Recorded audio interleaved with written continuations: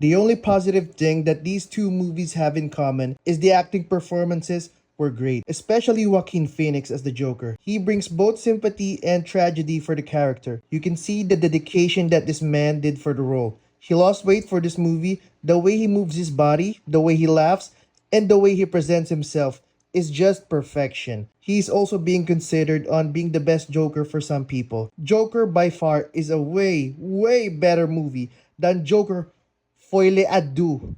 I probably said that wrong, but I don't care. The movie is trash.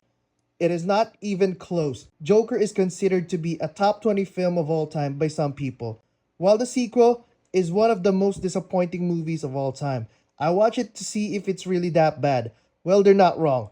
First off, let's talk about the first movie. I really love how Arthur Fleck is slowly transforming into the villain that we all love.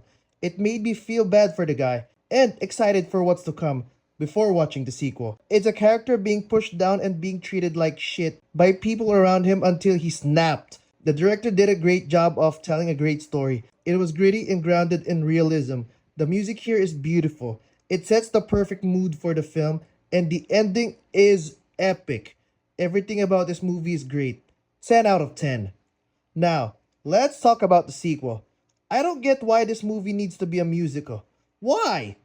The songs here are mid to forgettable. The director believed that the music was integral to Arthur's character. It did nothing good for this movie. It did nothing to explore his character. It was not executed well. I feel like the director is trying to make an artsy statement rather than trying to make a good story. They ruined everything that was set up in the first movie.